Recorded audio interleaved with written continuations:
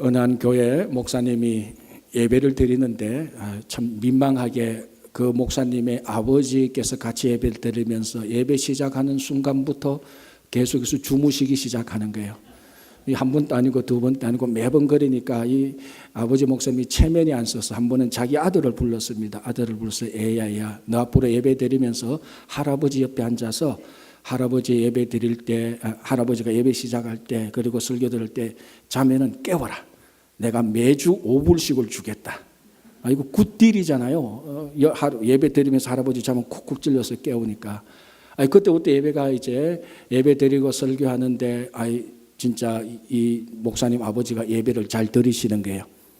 그런데 언제부터가 다시 또 꾸벅꾸벅 졸기 시작하는 거예요.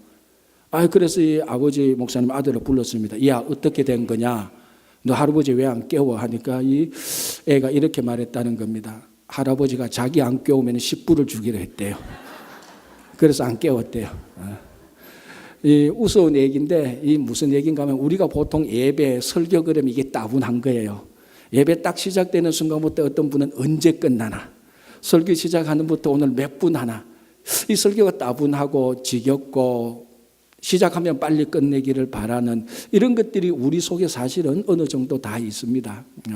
그게 지금까지 우리가 예배를 그처럼 흥분되게 그처럼 예배를 기쁨과 즐거움으로 드리지 못했던 또 인도하지 못했던 우리 모두의 부족함이죠.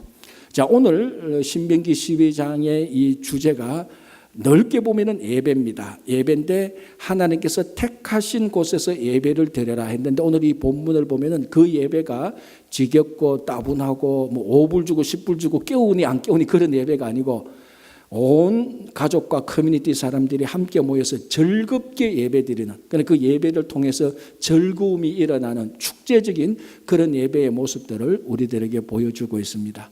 오늘 신명기 12장을 통하여서 하나님께서 우리들에게 말씀하시는 예배 그리고 예배드리는 처소에 대해서 우리가 같이 한번 살펴보려고 합니다. 오늘 신명기 12장 처음부터 끝까지 12장 전체를 보고 오늘 본문만 봐도 가장 많이 반복되어지는 단어가 택하신 곳, 택한 그곳, 택하실 곳 이런 단어입니다. 그래서 본문을 보면은 하나님께서 예배 처소를 택하는데 한 군데를 택합니다.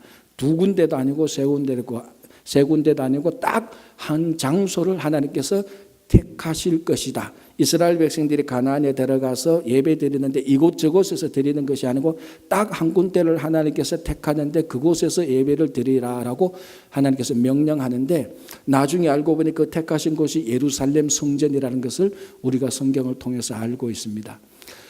자, 그러면은 하나님께서 한 장소를 택해서 예배 드리라는 그 의미가 무엇이겠습니까? 이 답은 간단합니다. 하나님은 한 분이시니 딱 하나님께서 한 분이시니 장소 한 군데를 택하셔서 거기서 예배를 드리라는 유일신 사상이 들어가 있는 것입니다. 자, 이 당시 사람들은 이스라엘 백성들 외에는 전부 다 다신론이고 다 우상을 섬깁니다. 무슨 말인가 하면은 신은 한 분만 있는 게 아니고 한 존재만 있는 게 아니고 수없이 많은 종류의 신들이 있다고 이스라엘 백성들 외에는 다 그렇게 생각했습니다. 그래서 항상 높은 산에 신이 있기 때문에 그곳에는 항상 신전이나 산당이 있었습니다. 그리고 나무 가지 그 그늘이 아주 좋으면 거기도 신이 있다고 생각해서 그 옆에 항상 산당을 세워 놓았습니다. 그래서 그런 곳 높은 산 좋은 나무 그늘 있는 곳 또는 이런 곳 저런 곳에 가서 예배를 드렸습니다. 자, 오늘 본문 2절을 보면은 이스라엘 백성들이 가나안 땅에 들어가서 예배를 드려서는 안 되는 산당의 장소를 말하는데 높은 산, 낮은 산, 푸른 나무 그늘 이렇게 말하고 있습니다. 가나안에 들어가면 가나안 백성들이 어떤 신은 높은 산에 있고 어떤 신은 낮은 산에 있고 푸른 나무 그늘 아래에 있으니까 그곳에마다 산당이나 신전을 짓고 예배를 드린 것입니다. 하나님께서 이스라엘 백성들에게 너희들이 가나안에 들어가거나 이렇게 하지 말고 절대로 이렇게 하지 말고 하나님께서 정하신 처소에서 한 군데 정해 줄 테니까 그 정하신 처소에서 하나님께 예배를 드려라 라고 말을 하는 것입니다. 그러니까 이 하나님께서 정해놓은 바로 그 장소에서 예배를 드리는 것, 그것이 이스라엘 백성들이 가나안 땅에 들어가서 반드시 해야 될 예배의 장소입니다. 자, 시편 84편을 보면은 그 마음에 시온의 대로가 있는 자는 복이 있다라고 말했습니다. 자, 이 시온이 뭡니까? 예루살렘 도시죠. 넓게 말하면, 더 정확히 좀 더 꼬집어서 말하면은 예루살렘 성전. 오늘 본문에서 하나님께서 택하실 그곳, 바로 그 장소입니다. 그 마음의 시온의 대로, 즉 그 마음에 하나님께서 택해 놓으신 예루살렘 성전으로 가는 길이 있는 사람은 복이 있다는 겁니다. 여러 곳도 아니고 다른 곳도 아니고 바로 하나님께서 택해 놓은 바로 그 장소로 가는 마음의 길이 딱 껴져 있는 사람, 즉 이런 사람은 당연히 하나님께서 정하신 그 장소에 가서 예배를 드리는 거죠. 바로 이 사람이 복이 있다는 것입니다. 그래서 오늘 본문을 통해서 택한, 그리고 하나님께서 정해놓으신 그 한 장소에서 예배를 드리는 자가 복이 있고, 그게 진짜 가나안에 들어가서 이스라엘 백성들이 드릴 예배라는 것입니다. 오늘 여러분들이 이 친구교회를 정한, 여러분들이 오늘 하나님께서 친구교회를 택한 장소, 정한 장소라고 생각하고 와서 이렇게 함께 예배 드리는 것처럼 바로 이런 모습들을 볼 때 하나님께서 복이 있다고 말을 합니다. 자, 오늘 본문을 또 보면은, 계속해서 보면은 바로 이 택한 장소에서 예배를 드리는데, 여러분 아시다시피 이스라엘 백성들이 하나님께 예배 드릴 때는 빈손으로 오지 않습니다. 반드시 예물을 가지고 오도록 레위기 율법이 규정하고 있습니다. 그래서 레위기를 보면은, 그 레위기 율법 보면은 제사 때마다 드려야 되는 예물의 규정들이 정확히 나와 있습니다. 오늘 본문도 6절에 보면은 그 택한 장소에서 이스라엘 백성들이 하나님께 예배를 드릴 때에 예물을 가지고 오는 종류를 7종류로 카테고리를 정해 놓고 있습니다. 자, 이 7가지 예물은 레위기 율법에 나오는 그 예물들을 나름대로 7가지로 정해 놓았습니다. 이 외에 예물도 더 있는데 나름 7가지로만 딱 정해 놓고 있습니다. 여러분 아시다시피 7이라는 숫자가 완전수 아닙니까? 그러니까 택하신 그곳에 예물을 가지고 오는데 온전한 예물, 하나님께서 받으시기에 합당한 온전한 예물을, 7가지 온전한 예물을 가지고 와서 다른 곳에 드리는 것이 아니고 바로 택한 이곳에 예물을 갖다 놓으라는 것입니다. 그래야 그게 진짜 예배가 되고 그게 진짜 하나님께서 받으시는 온전한 예배가 된다는 것을 말해주고 있는 것입니다. 그래서 여러분 이 예물을 볼 때 하나님께서 이 택한 장소에서 드리는 것, 이것이 얼마나 귀중한 예배인가를 말해주는데, 오늘 이 신명기에서 바로 하나님께서 택한 장소에서 하나님께서 정해놓은 온전한 예물을 가지고 와서 예배를 드리는 것, 이것은 지금까지 신명기 지금까지 나온 어떤 예배보다 정말 하나님께서 기뻐하시는 예배로, 한마디로 말하면 예배의 일대 혁명이 일어나는 것입니다. 왜냐하면 지금까지는 예배는 사람들이 자기들이 좋은 신을 자기들이 선택해서, 그리고 그 신이 있는 곳에 가서 자기들이 원하는 장소에 가서 자기들이 원하는 예물을 드렸습니다. 무슨 말인가 하면은 지금까지 예배는 사람이 중심이었고 사람이 기준이었습니다. 왜? 신들이 많으니까 사람이 신을 선택합니다. 사람이 자기 마음에 좋은 대로 신을 선택합니다. 자기 마음이 기준입니다. 그리고 자기가 원하는 곳에, 원하는 산당에 가서 마음대로 예물을 드리면 됩니다. 그런데 오늘 이 신명기 12장에서 하나님께서 이제는 너희들이 신을 택하는 것이 아니고 또 신도 없고 진짜 신은 여호와 하나님인데, 이 여호와 하나님께서 이스라엘 백성들을 택하시고 이 택한 백성들에게 예배를 드릴 장소를 택해 주시고 이 택한 장소에서 드려야 될 예물을 또 정해 주는 겁니다. 예배의 기준이 사람에서 하나님으로 완전히 바뀌는 겁니다. 예배의 일대 혁명이 일어나는 겁니다. 지금까지는 예배의 중심이 다 사람이었는데 이제는 사람이 아니고 하나님이 진짜 예배의 중심이 되고 예배의 기준이 되는 겁니다. 그래서 하나님께서 다 택하고 정하고 명령을 하는 겁니다. 이게 하나님께서 기뻐하시는 예배라는 것입니다. 오늘날 또 보면은 이 예배에 관해서 많은 논쟁들이 있고 시시비비가 있습니다. 지금 이제 앞으로도 계속해서 논쟁될 예배 가운데 하나가 인터넷 예배입니다. 여러분 아시다시피 앞으로 계속해서 늘어가는 교회는 인터넷 처치, 인터넷 교회가 많이 늘어날 것입니다. 그래서 실제로 우리 주변에도 어떤 건물로 된 이런 제도화된 이런 교회를 다니지 않고 주일날 이때 되면은 자기 편한 시간에 자기가 원하는 인터넷 온해서 자기가 인터넷 처치에 들어가서 예배 드리고 다 합니다. 그리고 또 잘 아는 우리 가나안 성도들, 교회 안 나가는 성도들, 예수는 믿는데 교회 안 나가고 주일날이 되어도 그냥 자기 집에서 아니면 그냥 자기가 원하는 아무 데나 가서 예배를 드리는 이런 사람들, 그분들 만나서 실제로 얘기를 들으면 다 이유가 있어요. 다 일리가 있고 어떨 때는 고개를 끄덕끄덕 할 만큼 사정이 있습니다. 그들 나름대로 이유가 있고 사정이 있지만 중요한 것은 그 사정이나 이유들이 하나님 기준으로 보았을 때 옳은 사정들인지 아니면 사람의 기준으로 보아서 옳은 이유인지는 냉정하게 생각해 봐야 됩니다. 정말로 하나님 기준으로 자기들의 사정을 한번 점검해 볼 때 하나님이 원하시는 것은 좀 불편하고 힘이 들어도 마음에 좀 안 들어도 내가 교회에 무슨 일이 있어도 하나님께서 진짜 여전히 우리들에게 원하는 것은 하나님이 택한 장소에 가서 예배 드리기를 원하는 것입니다. 그게 하나님의 마음이고 그것이 하나님이 기준되는, 하나님이 주인되는, 하나님이 중심이 되는 예배입니다. 많은 사람들이 이런 핑계 저런 핑계를 대기는 하지만 사람 기준으로 합당한 이유들을 많이 댑니다.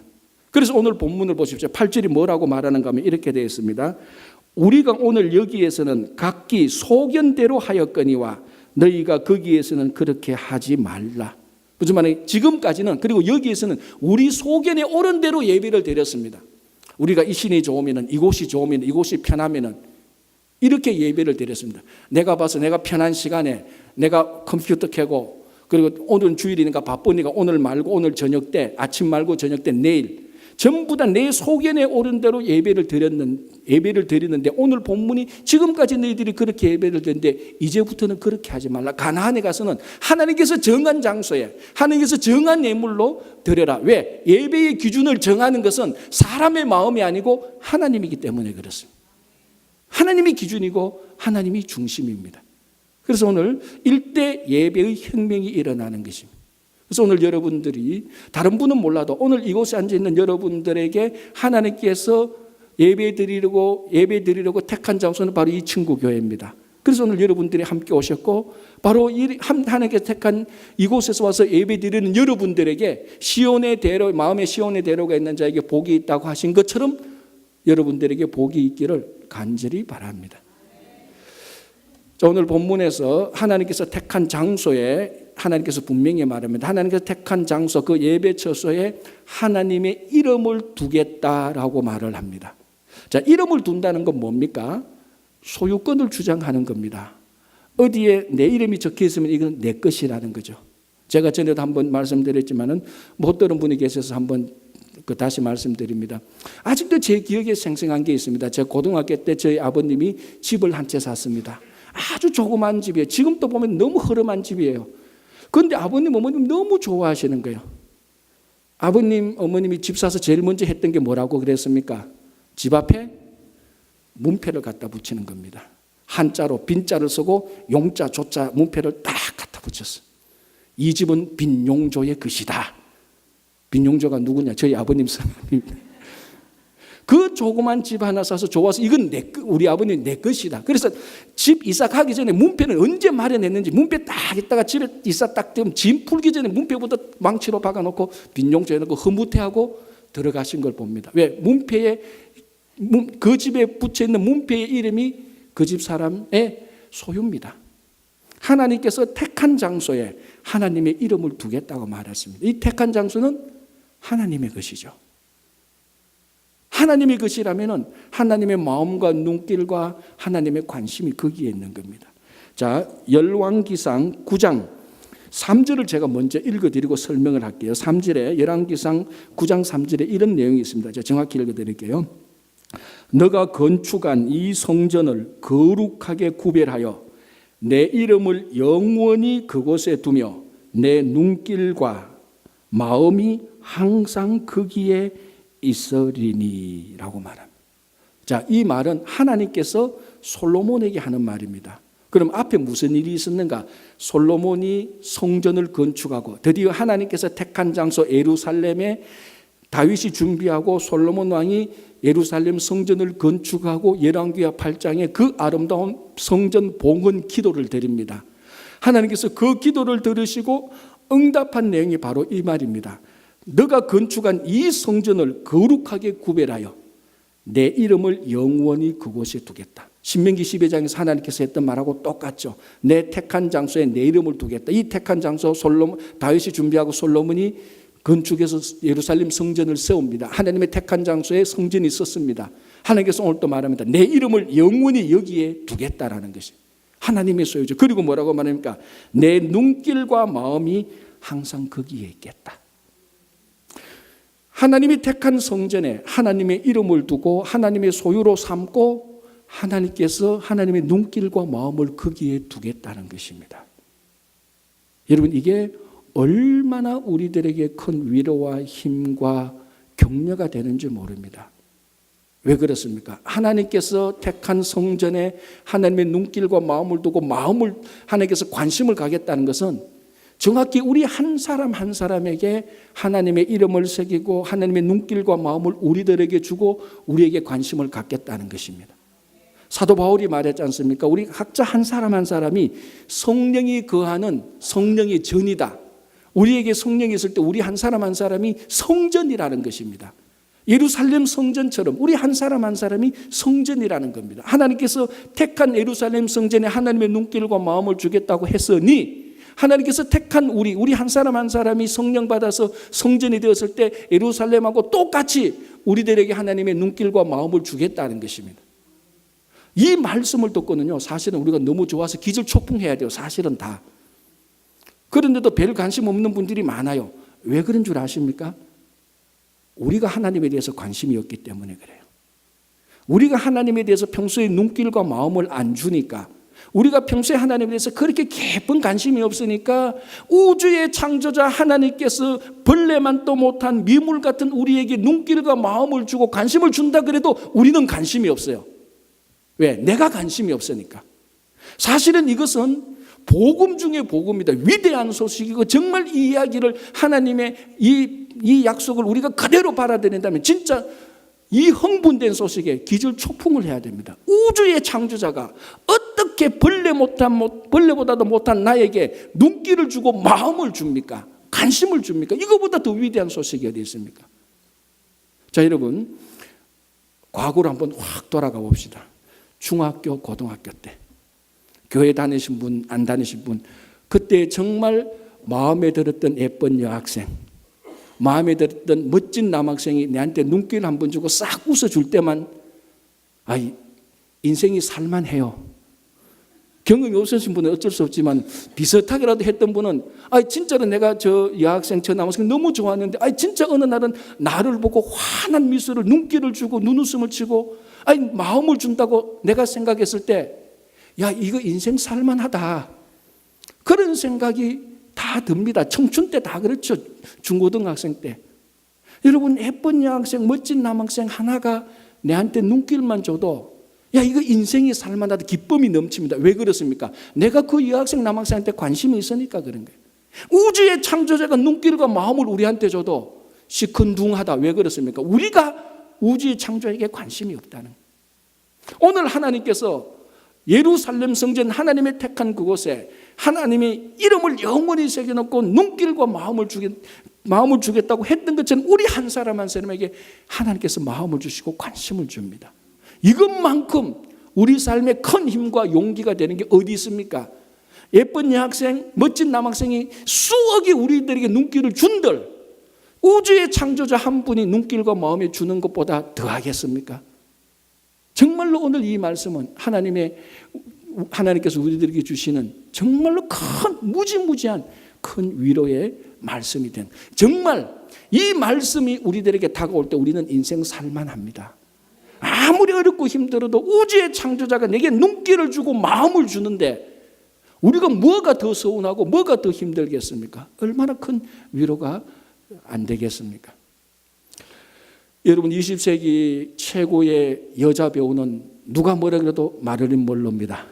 참 이 여자 배우에 대해서 많은 이야기거리가 있는데 이 마릴린 먼로의 죽음에 대해서는 여전히 아직까지도 미스테리입니다.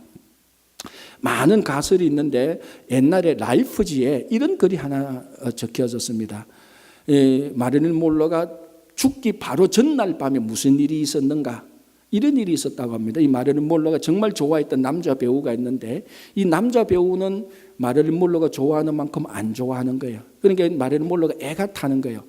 너무 좋아하고 뭐 이렇게 관심을 보였는데도 남자 배우는 전혀 자기를 좋아하지 않습니다. 그래서 이게 상심이 돼서 마릴린 monroe가 치사량에 이르는 수면제를 먹었습니다. 실제로 먹고 밤에 그 남자 배우에게 전화를 했습니다. 내가 오늘 죽을 만큼 수면제를 먹었다. 내가 오늘 죽는다. 여러분 생각해 보십시오. 그 밤에 한 여인이 남자한테 전화를 해서 죽을 만큼 자살할 만큼 수면제를 먹었다고 말하는데 어느 누가 그 전화를 듣고 관심을 안 보이겠습니까? 야, 너 그러면 안 돼. 야, 너 나하고 만나자. 병원 가자. 그러니까 이런 소리를 할 건데 그 수화기 상대편의 남자 배우는 이렇게 말했다는 겁니다. 이것 봐.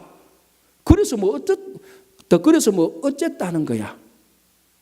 그 얘기를 딱 듣는 순간 마릴린 monroe가 수화기를 터뜨리고 거기서 쓰러져서 그날 밤에 그대로 죽었다는 겁니다. 수면제, 생리적으로는 의학적으로는 수면제 과다 복용 자살이죠. 그러나 그 라이프지에 글을 썼던 그 신문 그 기자는 이렇게 말합니다. 진짜 마릴린 monroe를 그날 밤에 죽게 한 것은 수면제 과다 복용이라기보다는 그 남자 배우의 무관심이었다 이렇게 말을 합니다. 만약에 여러분 한번 생각해 보십시오. 그 남자 배우가 이것 봐. 그래서 어쨌다는 거야. 그 말 하지 않고 너 정말 먹었어? 너 그러지 마. 너 나하고 좀 잠시 만나. 아니면 너 빨리 병원에 가. 나도 갈게. 이런 관심 보이는 말 한마디라도 했더라면 그날 밤에 마릴린 monroe는 죽지도 않았을 수도 있을 것입니다. 만약에 죽었다 하더라도 자기가 인생에서 듣는 마지막 말이 이것 봐. 그래서 어쨌다는 거야. 이런 냉정한 무관심의 말은 아니었을 것입니다. 얼마나 비참합니까? 죽을 때 들었던 마지막 말이 이것 봐. 그래서 어쨌다는 거야. 우리말로 하면 뭡니까? 그래서 뭐? 내가 뭐 어떡하라고? 너 알아서 해. 이 말하고 똑같습니다. 죽을 때 그런 말을 듣고 죽는 그 죽음의 말이 참 비참하죠. 그런데 우주의 하나님, 우주 창조의 하나님께서 우리들에게 눈길과 마음을 준다고요. 여러분, 우리가 어떤 이유로 무슨 일을 해도 하나님께서는 단 한 번도 우리에게 이것 봐. 그래서 어쨌다는 거야. 이런 말은 주님은 절대로 하지 않으십니다. 우리가 어떤 무관심을 보이고 어떤 저주와 어떤 멸시를 해도 하나님은 그래서 뭐 어쨌다는 거야. 이것 봐. 뭐 어쨌다는 거야. 너 알아서 해. 하나님은 그런 말씀하지 않으십니다. 예루살렘을 택하시고 영원한 이름을 두신 그 하나님께서 성전되는 우리를 택하시고 우리에게 영원한 눈길과 마음을 주시는 하나님은 우리가 정말로 오늘 내가 큰일입니다. 죽게 되었습니다라고 말할 때 하나님께서는 이 땅에 오셔서 우리와 함께하는 분입니다. 눈길과 마음을 주는 것. 자, 지난주에 여러분 한 일주일 동안 사시면서 직장에서나 여러 곳에서나 서러움이 있었지요. 슬픈 게 있었고 억울함이 있었고 무시도 당했고 차별도 당했을 것입니다. 그러나 여러분 이 모든 억울함과 무시와 차별과 배신과 상처를 일거에 치유할 수 있는 말이 오늘 이 본문입니다. 하나님께서 눈길과 마음을 우리에게 주시는 겁니다. 여러분 우주의 창조자 하나님께서 내게 눈길과 마음을 주는데 사람이 나를 못 알아준들, 사람이 나를 무시해본들 그게 진짜로 무슨 상관이 있겠습니까? 우리가 그 하나님의 눈길과 마음을 느끼지 못하니까 옆에 있는 사람이 한마디만 해도 불끈하고 일어서고 옆에 사람이 약간만 무시해도 불끈하고 일어서지 않습니까? 우주 창조자의 하나님의 눈길과 마음이 내게 있는데 옆에 사람이 무시해본들, 차별해본들 그게 뭐 대수겠습니까? 하나님께서 끊임없이 눈길과 마음을 줘도 그걸 받아들이지 못하니까 옆에 사람이 한마디만 해도 불끈하고 화를 내고 조그만 일에도 상처받고 마음으로 벼르기나 하고 주님의 일을 하는데 알아주지 않으면 하나님의 영원한 창조자 하나님께서 눈길과 마음으로 우리를 보고 있는데도 그거는 무시하고 사람이 나를 알아주지 않고 나를 보지 않는다고 저 눈길과 마음이 내게 없다고 서운해하는 것이 우리 아닙니까? 그래서 정말 오늘 하나님의 이름이 우리에게 있고 눈길과 마음이 우리에게 있다는 것을 우리가 안다면 서러울 거 하나도 없습니다. 정말 하나도 없습니다. 의도적으로 제가 여러분들을 위로하고자 하는 말도 아닙니다. 정말 우주의 창조자의 눈길과 마음이 있다면 서러울 거 없고 억울할 거 없고 무시당한 것 보복할 이유도 하나도 없습니다. 하나님의 눈길과 마음에 항상 기쁘고 즐겁고 치유와 회복이 일어나는 것입니다. 오늘 이렇게 이스라엘 백성들이 가나안 땅에 들어가서 하나님이 택한 곳에서 택한 온전한 예물을 드릴 때에 무슨 일이 일어나는가? 오늘 본문을 보면은 그 예배자의 가족들과 함께 그리고 커뮤니티 멤버들과 함께 하나님께 예배드리면서 하나님 앞에서 여호와 앞에서 즐거워하라고 말을 합니다. 12절을 읽어보면 서너 번 예배드리는 것을 즐거워하라. 다시 말하자면은 하나님을 즐거워하라는 것입니다. 제가 처음에 말씀드린 것처럼 여전히 우리 한국 사람들한테 예배 그러면은 첫 번째 딱 떠오르는 것이 단조로움, 지겨움, 엄격한 것, 웃음이 없는 것, 진지한 것, 딱 정해진 시간에 무조건 마쳐야 되는 것, 이런 이미지들이 참 많습니다. 그런데 오늘 이 신명기 12장의 예배의 이미지는 뭔 줄 압니까? 축제입니다. 축제. 하나님 앞에서 택한 장소에서 택한 예물을 가지고 와서 그 예물을 하나님께 드리고 남은 예물을 그 함께 예배드리는 사람들이 함께 음식을 나눌 때 식탁 공동체에서 즐거워하는, 하나님 앞에서 즐거워하는, 하나님을 즐거워하는, 이 오늘 예배의 특징은 즐거워하고 기뻐하는 것입니다. 하나님을 기뻐하는 것입니다. 여러분 지금 또 미국에서 가장 유명한 생존에 있는 목사님 가운데 한 분이 존 파이퍼 목사님입니다. 이분은 요 맨하탄에 있는 리디머 처치의 팀 켈러 목사와 함께 지금 요즘 미국에서 가장 이제 많은 영향력을 미치고 있는데, 이 존 파이퍼 목사는 자기가 자기 스스로를 기독교 희락주의자라 이렇게 이름을 부릅니다. 쉽게 말해서 기독교 기쁨주의자죠. 이 사람의 모든 글은요 딱 하나 포커스입니다. 하나님을 기뻐하는 겁니다. 신앙에는 기쁨이 있다는 겁니다. 즐거움이 있다는 겁니다. 흥분이 있다는 겁니다. 그런데 사람들이 왜 신앙생활 하면은 엄격해지고 진지해지고 쓸데없이 진지해지고 쓸데없이 무거워지고 웃음은 사라지고 율법적이 되고 이런 게 아니고, 신앙은 원래 신앙은 기뻐하고 즐거워하고 축제하는 것이라는 것이 기독교 희락주의자입니다. 그래서 이 존 파이브가 했던 유명한 말이 있지 않습니까? 우리가 하나님 안에서 최고로 만족하면 하나님은 우리 안에서 최고로 영광을 받으신다는 것. 그러니까 더 쉽게 말하면 우리가 하나님 안에서 최고로 기뻐하고 즐거워하면 하나님은 그 기쁨 때문에 우리를 통해서 하나님은 최고의 영광을 받는다는 겁니다.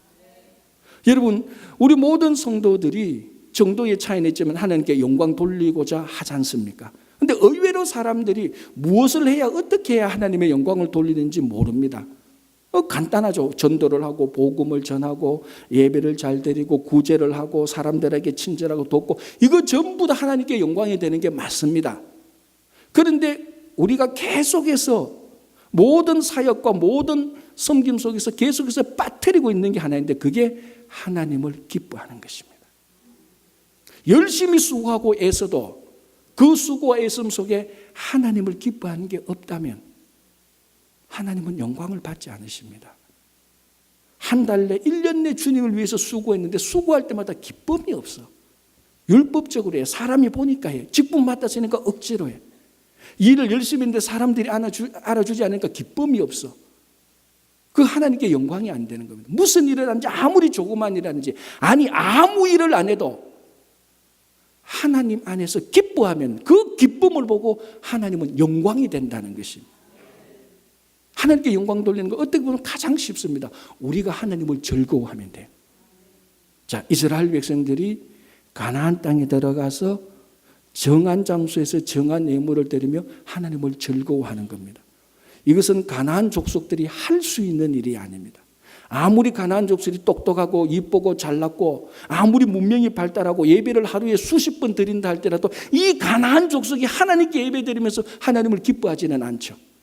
그러나 하나님께서 택한 이스라엘 백성들이 택한 장소에 가서 택한 정한 예물을 드릴 때 하나님을 기뻐할 때 거기에 하늘의 기쁨을 누리는 것입니다.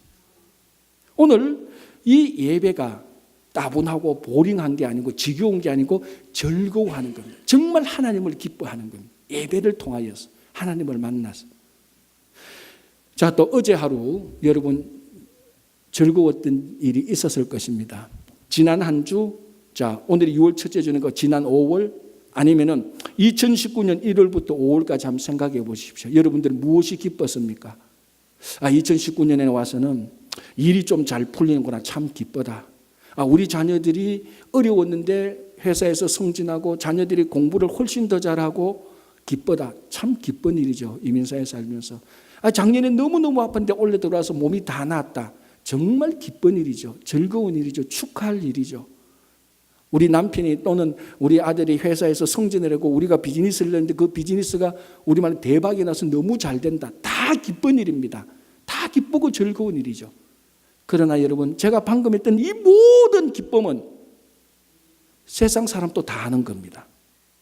예수 안 믿는 사람도 똑같이 누릴 수 있는 겁니다. 예수 안 믿는 사람도 자기 자녀 다니는데 다 기뻐해요. 비즈니스 잘 때만 다 기뻐해요. 세상 사람들이 출세하고 성공하면 다 기뻐해요. 우리도 기뻐해요. 그러나 세상 사람들이 딱 한 가지 기뻐하지 못한 게 있습니다. 뭡니까? 하나님을 기뻐하는 것. 그거는 세상 사람들이 기뻐하지 못하는 것. 우리 택함 받은 백성 성도가 진짜 세상과 다른 기쁨이 있다면 하나님을 기뻐하는 겁니다. 그 예배 속에서 예배를 통해서 하나님을 만나고 하나님께 영광을 돌리며 그 하나님이 좋은 겁니다. 그는 가나안 족속이 못하는 것이고 세상 사람들이 아무리 똑똑해도 예배를 자기들이 수천 번 드려도 하나님을 기뻐하지는 못합니다. 그게 성도가 이 땅에서 누리는 하늘의 기쁨이고 즐거움입니다. 그게 예배고, 그래서 예배를 드릴 때마다 흥분이 되고 기쁨이 되고 하나님으로부터 즐거움을 얻는 것입니다. 그래서 존 파이퍼는 이렇게 말합니다. 예배를 드릴 때 하나님에게만 초점을 맞춰라. 그래서 예배의 목적이 하나님 외에 다른 것이 되어서는 안 된다. 예배의 주인은 하나님이다.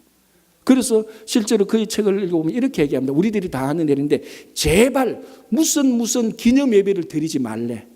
사실은 듣고 보면 그랬습니다. 왜? 예배는 하나님께 영광 돌리는데 하나님을 기뻐하는데 무슨 기념 예배하면서 그 기념에만 자꾸 초점을 맞추는, 이런 것도 있습니다. 어느 예배를 드리면서 유명한 사람, 유능한 사람을 소개시키기 위한 예배를 만들지 말라. 그리고 무슨 도네이션을 받기 위한 예배를 드리지 마라. 심지어는 치유하기 위한 치유 예배도 드리지 말라고 말합니다. 왜? 이 모든 예배는 대상이 주인공이 하나님이 아니고 다른 목적이 있는 예배는 하나님을 기뻐하는 예배가 아니라는 것입니다. 정말로 맞습니다. 우리가 모든 예배에 주인은 하나님이고 그 하나님을 바라보고 경배드릴 때 그 하나님으로부터 오는 기쁨, 어떤 가나안 민족도 애굽 사람도 바벨론 사람도 아수르 사람도 누리지 못하는, 지금의 세상 사람들이 누리지 못하는 오직 택한 곳에서 택한 하나님의 자녀들이 누리는 기쁨. 우리 어쩌면 지난 한 달 동안에, 지난 한 주 동안에, 지난 5개월 동안에 우리는 세상 사람들이 누리는 기쁨을 못 누렸을 수도 있을 겁니다.